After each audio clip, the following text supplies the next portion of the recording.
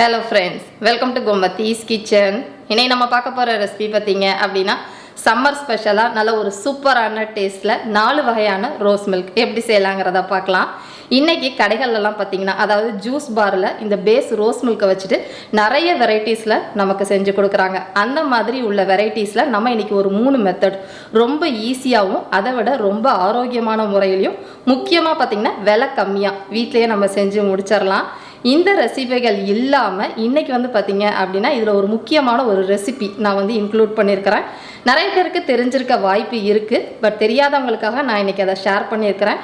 முக்கியமாக ப்ரெக்னெண்ட்டாக இருக்கிறவங்களுக்கும் இது மாதிரி சம்மரில் நிறைய பேருக்கு அந்த நீர்க்கடுப்பு வர்றதுக்கும் பிரச்சனையெல்லாம் சால்வ் பண்ணுறதுக்குமே இந்த ரெசிபியும் தேவைப்படும். அந்த ரெசிபியும் பாருங்கள், கூடவே இந்த ரோஸ் மில்க் ரெசிபியும் பாருங்கள். பிடிச்சிருந்தது அப்படின்னா இந்த வீடியோவுக்கு ஒரு லைக்கும் கமெண்ட்டும் பண்ணுங்கள். இப்போ வாங்க இந்த ரோஸ் மில்க் எப்படி செய்யலாங்கிறத பார்க்கலாம். கோமதிஸ் கிச்சனை சப்ஸ்கிரைப் பண்ணாதவங்க சப்ஸ்கிரைப் பட்டனை ப்ரெஸ் பண்ணிக்கோங்க. உடனுக்குடனே அப்டேட் வேணும் அப்படின்னா பக்கத்தில் இருக்க பெல் பட்டனில் ஆல்ங்கிற ஆப்ஷனை மறக்காமல் ப்ரெஸ் பண்ணி வச்சுக்கோங்க. இப்போ நம்ம இன்றைக்கி செய்ய போகிற ரோஸ் மில்க்குன்னு பார்த்திங்கன்னா ஒரு 7 பேர் குடிக்கிற அளவுக்கு செய்ய போகிறேன். அதுக்கு 1.5 லிட்டர் அளவுக்கு பால் சேர்த்துக்கலாம். பால் திக்கான பால், ஹோல் மில்க்கு தான் எடுத்துக்கணும். தண்ணியான பால், லோ ஃபேட் மில்க் எடுத்தீங்க அப்படின்னா ரோஸ் மில்கோட டேஸ்ட் அந்த அளவுக்கு நல்லா இருக்காது. இப்போ இந்த பாலை பார்த்திங்கன்னா ஒரு மிதமான தீயில காய்ச்சுங்க. காய்ச்சினதுக்கப்புறம் நார்மலாக பொங்கி வரும் இல்லையா, பொங்கி வந்ததுக்கப்புறமா சிம்மில் வச்சு ஒரு 10 நிமிஷம் காய்ச்சினிங்கன்னா நல்லா ஆடை பறந்து உங்களுக்கு கொதிச்சு வரும். அதாவது நம்ம 1.5 லிட்டர் அளவுக்கு பால் ஊற்றுனது 1.25 லிட்டர் அளவுக்கு பால் சுண்டி வந்தால் போதும். ரொம்ப பாதியாக சுண்ட விட்டுட்டிங்கன்னா அந்த அளவுக்கு டேஸ்ட்டாக இருக்காது. இப்போ நல்லா பால் காய்ஞ்சி ஒரு 1.25 லிட்டர் அளவுக்கு வந்துருச்சு. இப்போ இதை பார்த்திங்கன்னா நம்ம நல்லா ஆற விட்டுட்டு ஃப்ரிட்ஜில் வச்சுருங்க. ஃப்ரிட்ஜில் ஒரு 2-3 மணி நேரம் வச்சுட்டு அதுக்கப்புறமா நம்ம ரோஸ் மில்க் செய்ய ஆரம்பிக்கலாம். இப்போ ரோஸ் மில்க்கு அந்த பால் ஆறிக்கிட்டு இருக்க சமயத்துக்குள்ளே நம்ம ப்ரிப்பரேஷன் ஒர்க்லாம் பண்ண ஆரம்பிச்சிட போகிறோம். முதல்ல செய்ய போகிறதுன்னு பார்த்திங்கன்னா ஜவ்வரிசியை வேக வச்சுக்க போகிறேன். அதுக்கு நான் இன்றைக்கி எடுத்துருக்கிறது நல்ல பொடிசாக இருக்கிற நைலான் ஜவ்வரிசி 1/4 கப் அளவுக்கு எடுத்துருக்கிறேன். இந்த ஜவ்வரிசியை கழுவினா போதும், ஊற வைக்கணும்னு அவசியம் கிடையாது. ஏன்னா இது வேறது ஒரு 10 நிமிஷத்துலேயே நமக்கு வெந்து வந்துடும். இதுவே இந்த மாவு ஜவ்வரிசி மாதிரி பெருசாக இருக்கும் பார்த்திங்களா, அந்த மாதிரி ஜவ்வரிசி எடுத்திங்கன்னா ஒரு 1/2 மணி நேரம் நல்லா ஊற வச்சுட்டு அதுக்கப்புறமா நல்லா வேக வச்சு எடுத்துக்கோங்க. முக்கியமாக இது சுத்தமாக கரைஞ்சிடக்கூடாது. இந்த மாதிரி கிறிஸ்டல் மாதிரி இருக்கிற ஜவ்வரிசி வேகிறதுக்கு ஒரு 10 நிமிஷம் தான் ஆகும். 10 நிமிஷம் நல்லா வெந்து இந்த அளவுக்கு கண்ணாடி மாதிரி வந்ததுக்கு அப்புறமா அடுப்பை ஆஃப் பண்ணிடுங்க. அடுப்பை ஆஃப் பண்ணிவிட்டு இதை நம்ம வடிகட்டணும். அதை ரெடி பண்ணிக்கலாம். இந்த மாதிரி ஒரு சூடாக இருக்கிற திங்ஸை நம்ம வடிகட்டுறதுக்கு இந்த மாதிரி மெட்டலில் இருக்கிற ஸ்ட்ரெயினர் எடுத்துக்கோங்க, அதுதான் நல்லது. இப்போ பார்த்தீங்கன்னா வடிகட்டியாச்சு. உங்களுக்கு பார்க்குறப்பே தெரியும்னு நினைக்கிறேன், ஜவ்வரிசி நல்லா பக்குவமாக வெந்து வந்திருக்கு. இந்த அளவுக்கு வெந்தால் போதும். இப்போ அடுத்தது முக்கியமானதுன்னு பார்த்தீங்கன்னா இந்த ஜவ்வரிசியை வடித்த தண்ணி. இதை வேஸ்ட் பண்ணிடாதீங்க. இந்த ஜவ்வரிசி வெந்த தண்ணி உடம்புக்கு ரொம்ப ரொம்ப நல்லது. முக்கியமாக ப்ரெக்னன்சியில் இருக்கிறவங்களுக்கு நீர்க்கடுப்பு இல்லை சூட்டு வயிற்று வலிலாம் வரும் பார்த்தீங்களா, அந்த மாதிரி இருக்கிறப்ப இதில் சூடாக இருக்கிறப்ப கொஞ்சமாக உப்பு போட்டோ இல்லை சர்க்கரை போட்டோ நீங்கள் கலந்து சாப்பிட்டீங்க அப்படின்னா டக்குன்னு உங்களுக்கு கேட்கும். ஏன்னா நான் இங்கே ப்ரெக்னெண்ட்டாக இருக்கப்போ ஒரு நார்த் இந்தியன் ஃப்ரெண்டு எனக்கு செஞ்சு கொடுத்தாங்க. அதோட ரிசல்ட் எனக்கு ரொம்ப கேட்டுச்சு. அதை உங்கள்கிட்ட ஷேர் பண்ணணும்னு நினச்சேன். அடுத்ததாக பார்த்தீங்க அப்படின்னா இதை நம்ம வெயில் காலத்தில் நமக்கு நீர்க்கடுப்பு வரும் இல்லையா, அந்த மாதிரி சமயத்தில் நம்ம நார்மலாக இருக்கிற கிட்ஸ்லேருந்து பெரியவங்க வரைக்கும் உப்பு போட்டோ சர்க்கரை போட்டோ கூட நீங்கள் குடிச்சிக்கலாம். முக்கியமாக இது கொஞ்சம் வெதுவெதுப்பாக இருக்கப்பே குடிச்சிக்கோங்க. ரொம்ப ஆறி குடித்தா அந்த அளவுக்கு நல்லா இருக்காது. இதை வேஸ்ட் பண்ணிடவும் வேண்டாம். நிறைய பேருக்கு தெரியாது அப்படிங்கிறதுக்காக தான் இதை வேஸ்ட் பண்ண வேணாம்னு உங்கள்கிட்ட ஷேர் பண்ணேன். இந்த டிப்ஸ் உங்களுக்கு பிடிச்சிருக்குன்னு நினைக்கிறேன். இப்போ அடுத்ததாக பார்த்தீங்கன்னா நம்ம வேக வச்ச ஜவ்வரிசியில் கொஞ்சம் ஸ்டார்ச் இருக்கிறதுனால ஒன்றோடு ஒன்று ஒரு மாதிரி குழன்னு ஒட்டிக்கும். அதனால் அதை கொஞ்சம் பச்சை தண்ணி வச்சோ இல்லை நல்லா சில்லுன்னு இருக்கிற தண்ணி வச்சு கழுவிட்டிங்கன்னா ஒன்றோட ஒன்று உங்களுக்கு ஒட்டிக்காது. கழுவி அந்த தண்ணியை நல்லா சுத்தமாக வடித்து எடுத்துடுங்க. இப்போ வடித்ததுக்கு அப்புறமா இதை ஒரு பாத்திரத்துக்கு மாற்றி இதையும் ஃப்ரிட்ஜில் வச்சுடுங்க. நல்லா டைட்டாக மூடி வச்சிடலாம். ஏன்னா சில்லுன்னு நம்ம சர்வ் பண்ணுறப்ப நல்லாயிருக்கும். இப்போ அடுத்ததாக நம்ம வேக வைக்க போகிறதுன்னு பார்த்திங்கன்னா ஃபலுதா சேமியா வேக வச்சுக்க போகிறோம். நார்மலாக ஃபலுதா சேமியான்னு தனியாக கடைகளில் கிடைக்கும். அது வந்து பார்த்திங்க அப்படின்னா கார்ன்ஃப்ளவரில் செய்கிறது, அதாவது சோள மாவில் செய்கிற ஒரு சேமியா. அது இல்லாத பட்சத்தில் நார்மலாக உங்கள்கிட்ட என்ன சேமியா இருக்குதோ, அரிசி சேமியாவோ அப்படி இல்லைன்னா வறுத்த நார்மல் சேமியா இருந்தாலும் நீங்கள் அது கூட சேர்த்துக்கலாம், நல்லாயிருக்கும். இப்போ இந்த சேமியா பார்த்திங்கன்னா வேகிறதுக்கு ஒரு 5லேருந்து 10 நிமிஷத்தில் நல்லா வெந்துடும். குழையாமல் வேக வச்சு எடுத்துக்கோங்க எந்த சேமியாவாக இருந்தாலும். இப்போ பார்த்திங்கன்னா இந்த சேமியா டக்குன்னு நமக்கு வெந்து இந்த அளவுக்கு வந்துருச்சு. இப்போ வந்து இந்த சேமியாவையும் நம்ம வடிகட்டி எடுத்துக்கலாம். இந்த வடித்த சேமியாலையும் பார்த்திங்கன்னா அந்த ஸ்டார்ச்னால ஒன்றோடு ஒன்று ஒட்டிக்கும். அதனால் நல்லா சில்லுன்னு இருக்கிற தண்ணியை வச்சு ஒரு தடவை நல்லா கழுவி வடித்து எடுத்து வச்சுக்கலாம். இப்போ அடுத்தது வந்து நம்ம அகர் அகர் ஜெல்லி செய்ய போகிறோம். அதுக்கு 3 கப் அளவுக்கு மெஷரிங் கப்பில் தண்ணி எடுத்துருக்கிறேன். அதாவது 3/4 லிட்டர் அளவுக்கு தண்ணி எடுத்து சூடு பண்ணிகிட்டு இருக்கிறேன்.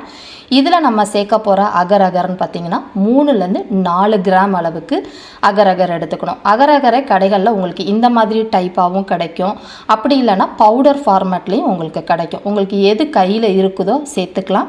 முக்கியமாக அளவுகள் ரொம்ப ரொம்ப இம்பார்ட்டன்ட். அதாவது 3/4 லிட்டர் தண்ணிக்கு 3லேருந்து 4 கிராம் தான் சேர்க்கணும். ரொம்ப அதிகமாக போட்டுட்டிங்க அப்படின்னா அந்த ஜெல்லி ரொம்ப ஹார்டாக இருக்கும். கம்மியாக சேர்த்துட்டிங்க அப்படின்னா அது அளவுக்கு உங்களுக்கு ஜெல்லி ஃபார்ம் ஆகி வராது. அதனால் அளவுகள் பார்த்து பக்குவமாக சேர்த்துக்கோங்க. இப்போ இது வேக வைக்கிறதுன்னு பார்த்திங்கன்னா முதல்ல சிம்மில் இந்த அகர் அகர் கரையை விட்டுருங்க. கரைஞ்சதுக்கு அப்புறமா மீடியம் ஃப்ளேமில் அடுத்த ஒரு 5லேருந்து 10 நிமிஷம் நல்லா கலந்துக்கிட்டே இருந்தீங்கன்னா நல்லா இந்த அளவுக்கு வெந்து கரைஞ்சி வந்துடும். இந்த மாதிரி வெந்து கரைஞ்சதுக்கு அப்புறமா இதில் நம்ம தேவையான அளவு சர்க்கரை சேர்த்துக்கணும். நான் இன்றைக்கி வந்து பார்த்திங்கன்னா இதில் ரோஸ் சிரப்பும் நன்னாரி சர்பத்தும் சேர்த்து தான் கலந்துக்க போகிறேன். கலர் எக்ஸ்ட்ரா கலர் ஆர்டிஃபிஷியல் கலர்லாம் சேர்க்க போகிறது கிடையாது. அந்த சிரப்லேயே சர்க்கரை இருக்கும். அதனால் இதில் சர்க்கரை கம்மியாக சேர்த்துக்கிறேன். 3/4 லிட்டர் ஊற்றின தண்ணிக்குன்னு பார்த்திங்கன்னா 2 டேபிள் ஸ்பூன் அளவுக்கு தான் சர்க்கரை சேர்த்துக்கிறேன்.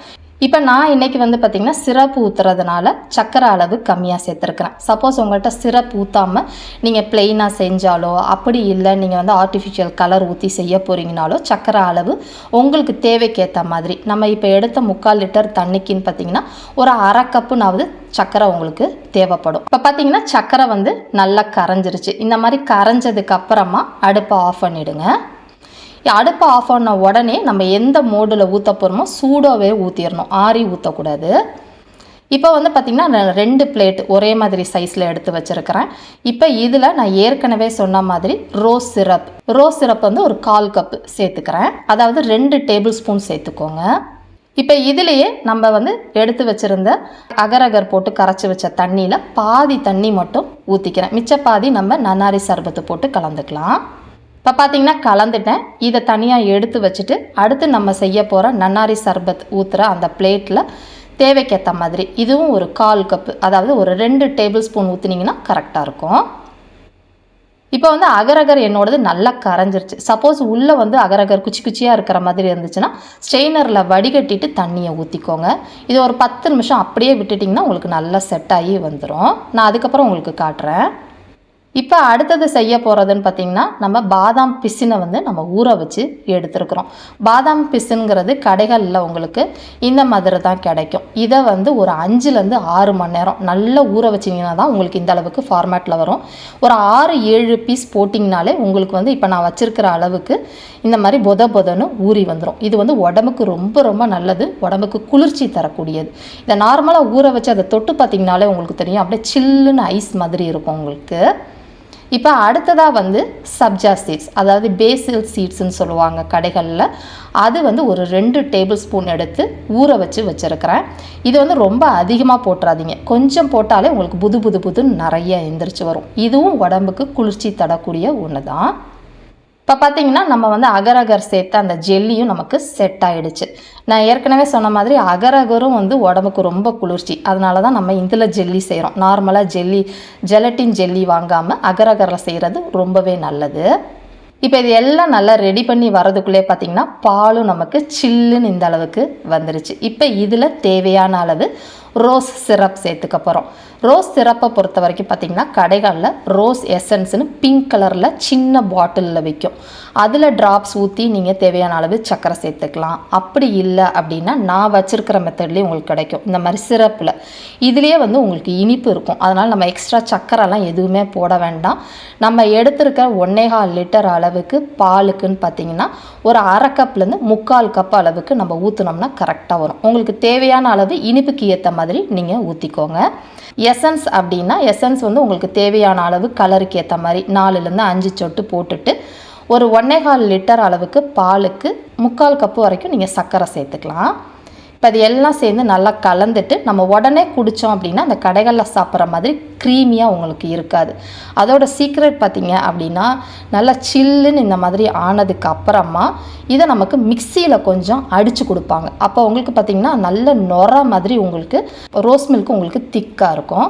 இப்போ நான் ஃபஸ்ட்டு செய்ய போகிற ஒரு சர்விங்க்கு தேவையான அளவு ரோஸ் மில்க்கு ஒரு சின்ன மிக்சி ஜாரில் போட்டிருக்கிறேன். இதை வந்து கண்டினியூஸாக ஒரு 5 நிமிஷம் ஹை ஸ்பீடில் மிக்சியில் ஊட்டுங்க.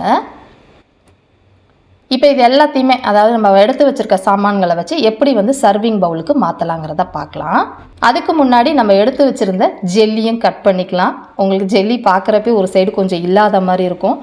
பசங்க செட் பண்ண உடனே பார்த்திங்கன்னா அவங்க நான் வீடியோ எடுக்கிற வரைக்கும் அவங்களால இருக்க முடியல. அதனால் கொஞ்சமாக கட் பண்ணி சாப்பிட்டுட்டாங்க, தப்பாக நினச்சிக்காதீங்க. இப்போ இதில் தேவையான சைஸுக்கு நீங்கள் அழகாக வந்து கட் பண்ணிக்கோங்க. இப்போ இதை வந்து நல்ல ஒரு ஷார்ப்பாக இருக்க தோசைக்கரண்டி மாதிரி இருக்கிறத வந்து எடுத்து விட்டுட்டிங்க அப்படின்னா நல்லா பக்குவமாக உங்களுக்கு ஜெல்லி வந்துடும். நம்ம ஊற்றி இருக்கிற அந்த தண்ணிக்கும் அந்த அகரகர் சேர்த்ததுக்கும் பார்த்திங்கன்னா ஜெல்லி நல்லா சாஃப்டாக உங்களுக்கு இருக்கும், கல் மாதிரி இருக்காது. இப்போ எப்படி சர்வ் பண்ணலாங்கிறத பார்க்கலாம். இப்போ முதல்ல செய்ய போகிற பிளெயின் சர்விங் ரோஸ் மில்க்குக்கு வந்து கொஞ்சமாக ரோஸ் எசன்ஸை கிளாஸில் ஊற்றிருக்கிறேன். அதுக்கு உள்ள நம்ம இப்போ மிக்சியில் பிளெண்ட் பண்ண அந்த ரோஸ் மில்க்கை சேர்த்துக்கலாம். இதில் ஐஸ்லாம் போட வேண்டாம். ஐஸ் க்யூப்ஸ் போட்டிங்க அப்படின்னா தண்ணியாக போயிடும். அதனால் உங்களுக்கு அந்த க்ரீமி டெக்ஸ்சர் கிடைக்காது. இப்போ அடுத்து எடுக்க போகிற சர்விங்க்குன்னு பார்த்தீங்கன்னா அந்த கிளாஸ் பவுலில் தேவையான அளவு பாதாம் பிசின் ஊற வச்சுருந்தோம் பார்த்தீங்களா, அதை வந்து சேர்த்துக்கலாம். இதுக்கு மேலேயே ஊற வச்ச சப்ஜா சீட்ஸ் ரெண்டுமே நான் ஒரு 2 டேபிள் ஸ்பூன் அளவுக்கு சேர்த்துருக்குறேன். இப்போ இதில் வந்து 1 டேபிள் ஸ்பூன் அளவுக்கு கொஞ்சமாக வந்து ரோஸ் எசன்ஸ் சேர்த்துக்கலாம். ஏன்னா வந்து பார்த்திங்கன்னா அந்த பேசில் சீட்ஸ்லேயும் சரி அந்த பாதாம் பிசின்லேயும் உங்களுக்கு டேஸ்ட் இருக்காது, பிளாண்டாக இருக்கும் இல்லையா. நம்ம ரோஸ் மில்க் சேர்த்துட்டோம்னா அதோட இனிப்புத்தன்மை கம்மியாயிரும். அதனால் ரோஸ் சிரப் ஊற்றிக்கு நல்லா கலந்ததுக்கு அப்புறமா தேவையான அளவு ரோஸ் மில்க் நம்ம வந்து மிக்சியில் பிளெண்ட் பண்ணி வச்சுருக்கிறத சேர்த்துக்கோங்க. இப்போ அடுத்த டைப்பு நம்மளோட ரோஸ் மில்க்கும் ரெடி ஆகிடுச்சு. மேலே வந்து கொஞ்சமாக பன்னீர் இதழ்கள் காஞ்சதற்கு அதை வந்து நான் சேர்த்துருக்குறேன். இப்போ அடுத்ததாக நான் வந்து 2 சர்விங்க்கு ஏற்ற மாதிரி செய்ய போகிறேன். அதுக்காக தான் ஒரு பாத்திரத்தை எடுத்து வச்சுருக்கிறேன். இதில் நம்ம வேக வச்ச ஜவ்வரிசி எல்லாத்தையுமே சேர்த்துக்கோங்க. அடுத்ததாக நம்ம வேக வச்சுருந்த அந்த ஃபலூதா சேமியா இருக்குது பார்த்திங்களா, அதையும் சேர்த்துக்கலாம். இப்போ கூடவே வந்து நம்ம ஊற வச்சுருந்த சப்ஜா விதைகள் இருக்கு இல்லையா, அதையும் சேர்த்துக்கோங்க. அடுத்து பாதாம் பிசின் எல்லாமே பார்த்திங்கன்னா ஒரு 2 டேபிள் ஸ்பூன் அளவுக்கு சேர்த்துக்கோங்க, கரெக்டாக இருக்கும். இப்போ இதில் நம்ம பிளெண்ட் பண்ணி வச்சுருக்கிற ரோஸ் மில்க்கை சேர்த்துக்கோங்க. ரோஸ் மில்க் வந்து பார்த்திங்கன்னா நான் ஒரு 2 பேருக்குங்கிறனால நிறையா ஊற்றிருக்கிறேன். இப்போ இதுலேயே நம்ம வந்து கட் பண்ணி வச்சுருந்த அந்த அகர் அகர் ஜெல்லியும் தேவையான அளவு நீங்கள் சேர்த்துக்கலாம். இதை சேர்த்து நல்லா கலந்துட்டு இப்போ இதை வந்து நம்ம சர்விங் கப்புக்கு எப்படி மாற்றலாங்கிறத பார்ப்போம். இப்போ பார்த்திங்கன்னா சர்விங் கப்பை ஊற்றிட்டு மேலே வந்து கொஞ்சமாக ஜெல்லி ஃப்ரெஷ்ஷாக வந்து போட்டிருக்கிறேன். இதுக்கு மேலே நம்ம ரோஸ் சிரப்பை இந்த மாதிரி ஸ்ப்ரிங்கிள் பண்ணி விட்டோம் அப்படின்னா பார்க்குறதுக்கு நல்லா அழகாக இருக்கும். இப்போ 3வது டைப் ரோஸ் மில்க்கும் ரெடி ஆகிடுச்சு. இப்போ கடைசியாக வந்து ஃபலூதாவோட ரோஸ் மில்க்கு எப்படி செய்யலாங்கிறத பார்க்கலாம். அதுக்கு நல்ல ஒரு டாலாக இருக்கிற கிளாஸில் தேவையான அளவு ஜெல்லி ஃபஸ்ட்டு லேயர் போட்டுக்கோங்க. இப்போ இதுலேயே வந்து வேக வச்ச அந்த ஃபலூதா சேமியா தேவையான அளவு சேர்த்துக்கலாம். கூடவே வந்து நம்ம பாதாம் பிசின் ஊற வச்சுருந்தோம் பார்த்திங்களா, அதுவும் ஒரு 2 டேபிள் ஸ்பூன் சேர்த்துக்கிறேன். இதுக்கு மேலே நான் ஏற்கனவே சொன்ன மாதிரி இது கொஞ்சம் பிளாண்டாக இருக்கும் அப்படிங்கிறதுனால கொஞ்சமாக ரோஸ் சிரப் சேர்த்துக்கோங்க. ஒரு 1 டீஸ்பூன் சேர்த்தா போதும். இதுக்கு மேலே நல்ல பொடியாக நறுக்கின நட்ஸு சேர்த்துக்க போகிறேன். நான் இன்றைக்கி வந்து பாதாம், பிஸ்தா, முந்திரி, அடுத்து வந்து பார்த்திங்க அப்படின்னா வெள்ளரி விதைகள் சேர்த்துருக்குறேன். உங்கள்கிட்ட என்ன கிடைக்குதோ அதை நீங்கள் சேர்த்துக்கலாம். இந்த மாதிரி ட்ரை நட்ஸ் பிடிக்காது அப்படின்னா அதுக்கு பதிலாக நீங்கள் ஃப்ரூட்ஸ் கூட சேர்த்துக்கலாம். உங்களுக்கு என்ன ஃப்ரூட்ஸ் பிடிக்குமோ அதை பொடியாக நறுக்கி சேர்த்துட்டு இதுக்கு மேலே நம்ம ஊற வச்சுருந்த சப்ஜா சீட்ஸ் அது ஒரு 2 டேபிள் ஸ்பூன் சேர்த்துக்கோங்க. இப்போ இதெல்லாம் சேர்த்ததுக்கு அப்புறமா நம்ம ரோஸ் மில்க் கலந்து வச்சதை ஊற்றிக்கலாம். இதுக்கு மேலே டாப்பிங் பார்த்திங்க அப்படின்னா உங்களுக்கு ஃபேவரட்டான ஐஸ்கிரீம், நான் வந்து இன்றைக்கி வெண்ணிலா ஐஸ்கிரீம் சேர்த்துக்கிறேன்.